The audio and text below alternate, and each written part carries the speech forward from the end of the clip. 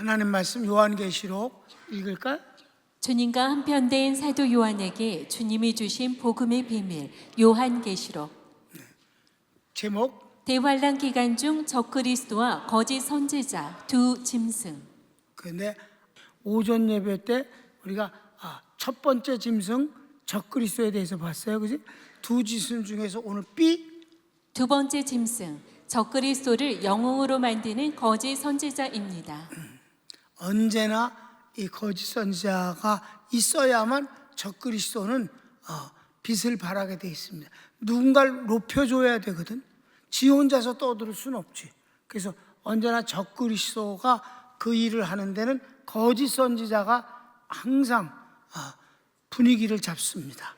이 두 번째 짐승입니다. 1. 육지에서 올라온 짐승. 육지에서 올라왔다 그렇게 말해.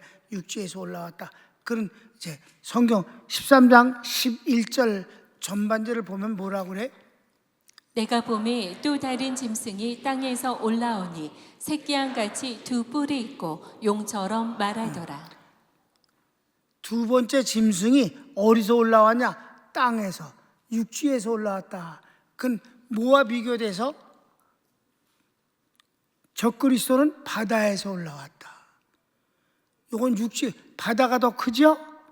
그러니까 바다에서 올라왔다는 것은 가장 높은 지배자를 말하는 것이고, 땅에서 올라왔다는 것은 두 번째 첫 번째 지배자를 아주 신같이 만드는 역할을 하기 때문에 땅에서 났다. 한 단계 낮다. 새끼 양은 거짓 선지자입니다. 자, 읽읍시다. 시작. 양 같으나 용처럼 말합니다. 위선자입니다. 이게 모양은 새끼 양 같아. 근데 말은 용처럼 말을 해. 이게 요즘 정치하는 놈들 전부 이런 놈들이야. 위선자들이야. 자기를 꾸며서 아주 인격자인 채 정직한 사람인 것처럼 국민을 생각하는 것처럼 말하지만 뒤에 보면 순 욕심을 채우기 위한 용 같은 짓을 한다 이 말이에요. 자, 우리 11절 하반절이 바로 그 말씀을 하고 있잖아요.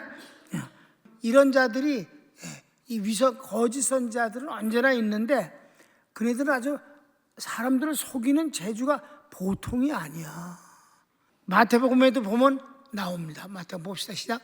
거짓 선지자들을 삼가라. 양의 옷을 입고 너희에게 나아오나 속에는 노량질하는 일이라. 똑같은 말씀이에요. 그지? 그런데 자, 그 다음에 3번 가로치고 3번 봅시다. 적그리스도의 권세를 거짓 선지자도 행하여 적그리스도를 경배케 합니다. 적그리스도가 굉장한 능력을 막 행하고 거짓 선지자도 같은 능력을 행해. 그래서 그 적그리스도를 더 경배하게 해. 13장 12절 상반절 봅시다. 저가 먼저 나온 짐승의 모든 권세를 그 앞에서 행하고 땅과 땅에 거하는 자들로 처음 짐승에게 경배하게 하니. 4번. 적그리스도는 죽게 된 상처가 나았습니다. 아까 얘기 들었었죠? 자, 봅시다. 하나님의 은혜가 충만할 때 적그리스도는 위축되기 마련이지만 다시 악한 세대를 만나면 마귀의 시대가 됩니다. 여러분 요한계시록에서 난해구절이라고 말하는 것에 그 이제 용어 때문에 그런데 제일 먼저 나오는 것은 12장에서 여인, 그걸 교회라고 보지 말라, 유대민족이다. 또 하나는 여러분 혹시 기억합니까? 8번째 왕이라는 것이 나옵니다. 그게 이제 17장에 가면 자세히 나오거든요. 하나님의 섭리에서 17장에서 자세히 나와요. 그런데 그 17장 17절이 아주 중요한 건데 아무튼 간에 그 17장에 보면은 8번째 왕이라는 게 나와서 이 8번째 왕이 누군가 도대체 암만 뒤져도 8번째 왕은 없어. 창세기부터 계시록 전체가. 근데 딱 힌트가 나와. 7나라의 언제나야. 이게 바로 대답입니다. 7나라는 7머리에 있는 7머리에 속한 8번째 왕. 7머리에 속한 8번째 왕. 그러니까 뭐예요? 모든 나라의 여덟 번째 왕이라는 놈이 있구나. 그럼 이 여덟 번째 왕은 뭘까? 바로 주님을 대적하는 적그리스도다. 적그리스도가 어찌 마지막 때에 있는 그 적그리스도만 적그리스도겠는가? 그러니까 이거는 다 일곱 머리에 속했다는 건 어떤 나라에든지 주님을 대적하는 세력이면 그게 바로 여덟 번째 왕이라는 거예요. 적그리스도의 세력을 뜻하는 것입니다. 아멘.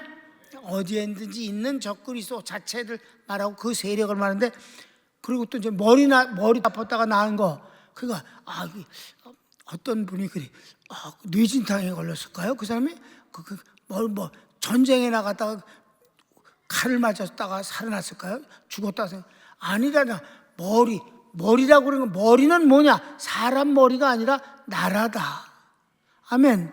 그 나라 가운데 바로 하나님을 경외하는 나라가 있을 때는 적그리스도는 두더지처럼 땅에 숨어 들어간다. 아멘. 그런데 거반 죽게 되었다가 다시 살아난 걸 인해 사람들이 막 경배했다. 적그리스도의 좋은 시대가 온 것이다. 아멘. 아까 얘기했잖아. 동양의 예루살렘이라고 하는 평양이 기생마저도 주일날은 예배드렸던 그 시절에 몇 년 안 가서 하나님은 없어졌다고 선언하니까 사람들이 나와서 박수를 쳤다고, 만세를 부르고. 이게 바로 다시 살아나는 것과 같은 것이다. 아멘. 그런 거다. 그래서 자, 이 12절 하반절을 볼까? 곧 죽게 되었던 상처가 나은 자니라. 죽게 되었다 상처.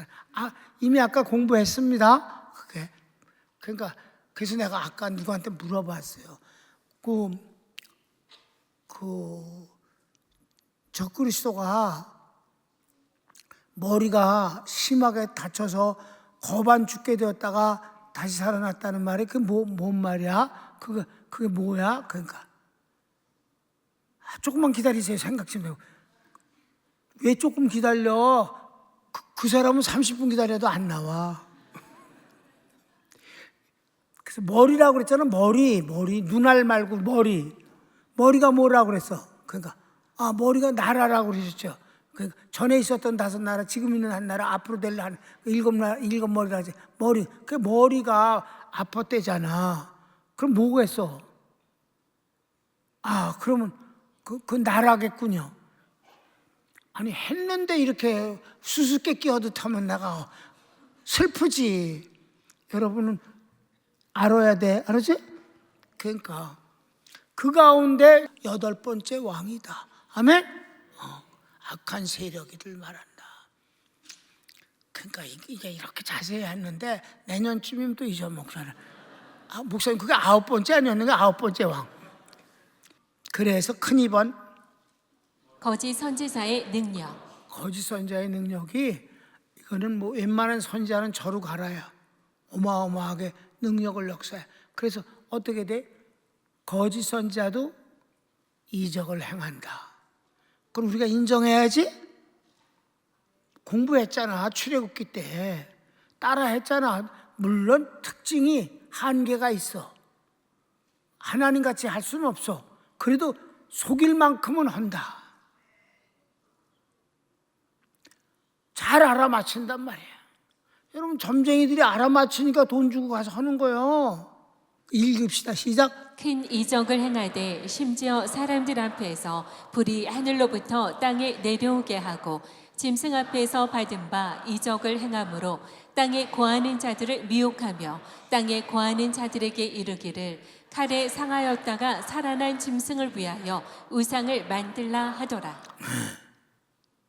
그러니까 여기서도 보면 칼에 상했다 그러니까 진짜 육체가 어디가 크게 다친 것 같이 연상하기가 쉽잖아. 그렇지? 그건 아니야. 나라가 그렇게 됐다가 이제 기독교가 언제나 어떻게 기독교가 망하는 방법은 뭘까? 하나님이 약해서가 아니라 타락하여, 아멘? 하나님을 버려서 망하는 거지. 하늘에서 불을 내렸다 그러니까 누가? 거짓 선지자가. 그러니 사람들이 홀리지 않겠어? 넘어가지. 그렇습니까? 그렇게 된 놈이 끝에는 어떻게 됐냐? 마지막에는 어떻게 되는가 한번 봅시다. 시작. 짐승이 잡히고 그 앞에서 이적을 행하던 거짓 선지자도 함께 잡혔으니 이는 짐승의 표를 받고 그의 우상에게 경배하던 자들을 이적으로 미혹하던 자라. 이 둘이 산채로 유황불 붙는 못에 던지우고. 아멘.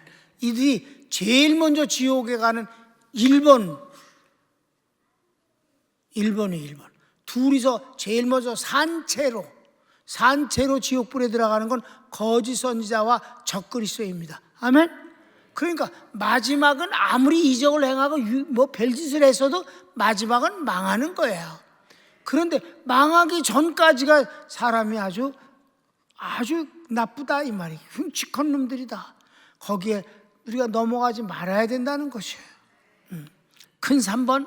적그리스도에 소속되지 않은 자는 살아갈 수가 없습니다. 바로 이 7년 대환란 후 3년 반에 적그리스도에게 속하지 않으면 굶어. 물건을 살 수가 없어. 그래서 여러분 이게 실제적으로 있었던 일이 언제 있었던 거예요? 예수님 돌아가시고 승천하신 뒤에 초대교회가 생겨졌을 때 유대인들이 기독교인들에게 출교 딱지를 매겨버려요. 유대교회에서 쫓아냈다는 뜻입니다. 그러면 유대인 세계에서 출교당한 사람에게 물건을 팔지도 않고 출교당한 사람 집에서 물건을 사지도 않아. 거래가 정면 중단돼 버려. 그럼 어떻게 돼? 쌀을 못 사면 어떻게 먹냐고. 멀리 가서 이방인들에게 가서 사와야 되잖아. 그건 너무 힘든 거야. 그러니까 어떻게 돼서 예수님 돌아가시고 부활 승천하신 뒤에 30년 이제 33년 정도 됐다.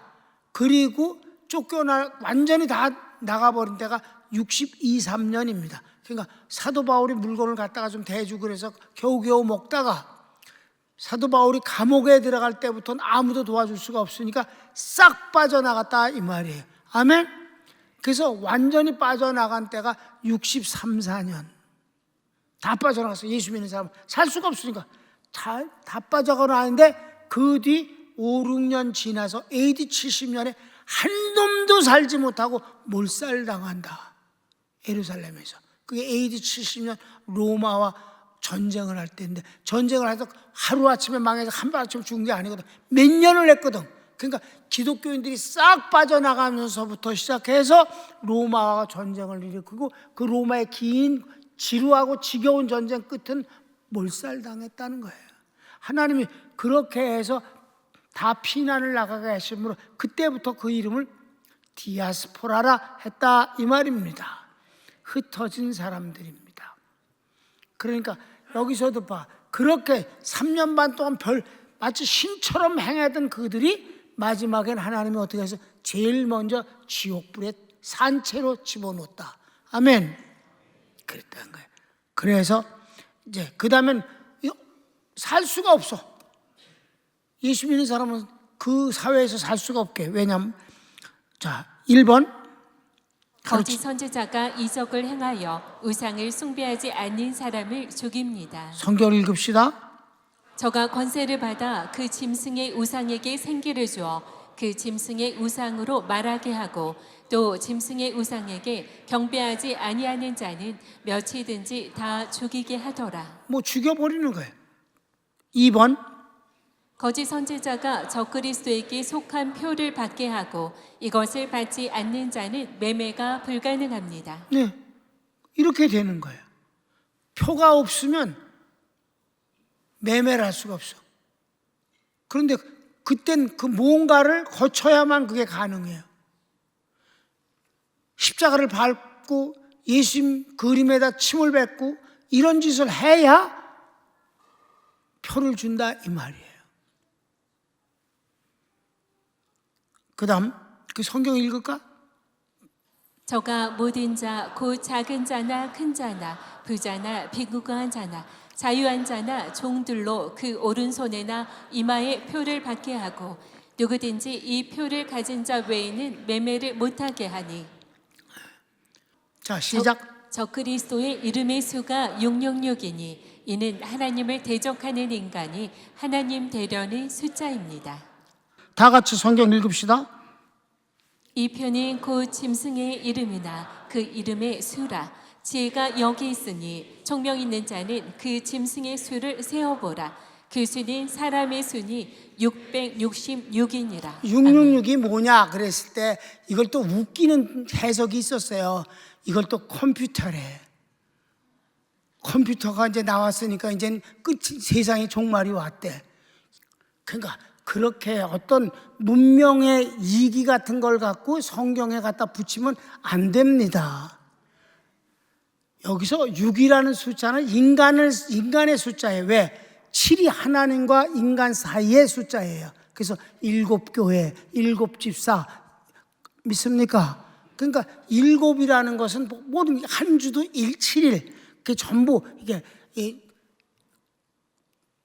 마지막에 이 대환란도 7년 대환란. 아멘.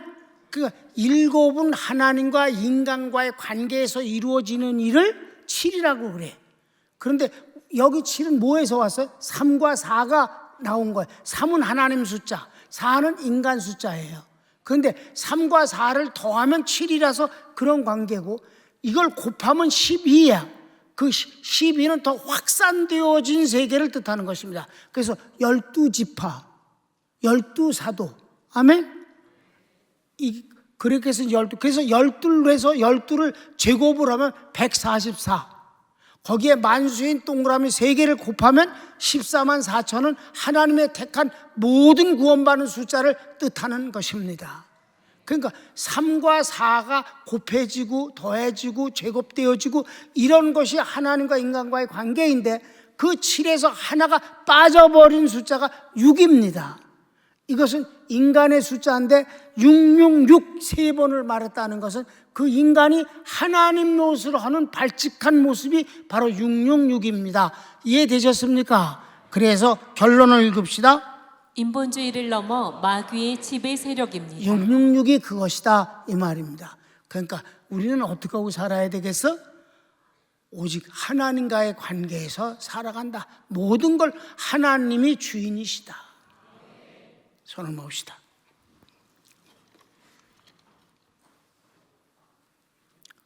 요한계시록을 공부하면서 우리는 정말 우리가 살고 있는 이때가 정말 마지막 때가 아닌가 하는 생각을 하게 됩니다. 우리가 다른 사람 어찌든지 나 주님을 섬기리. 다른 사람하고 비교하지 맙시다. 다른 사람을 흉볼 것도 없습니다. 내가 주님 앞에, 하나님 실존 앞에서 살면 됩니다. 내가 신대원에서 강의를 할 때 학생들이 좋아했어요. 그 학생회에서 찾아왔습니다. 교수님, 저희들이 교수님 존경해서 교수님이 주시는 것을 우리 학생회의 표로 삼고자 합니다. 그래서 난 그런 문학적인 재주가 없어서 멋있는 말을 못한다. 그러니까 멋있는 말씀을 안 해주셔도 좋습니다. 그냥 주세요. 목사님의 그 정체성이라든가 가치관 같은 것이면 좋습니다. 그래서 그래? 그럼 그렇게 나는 그렇게 살기 때문에 하나님 실존 앞에서 살겠습니다. 그래서 그 말이 그 신대원의 학생회의 표가 됐습니다. 아주 오랫동안입니다. 학교가 안양으로 갈 때는 그게 없어졌는데 청파동에 있을 때까지 그걸 써붙였었습니다. 여러분, 하나님 실존 앞에서 삽시다. 다른 거 필요 없습니다. 하나님이면 족합니다. 다 같이 주여 한번 부르기도 하실까요? 주여.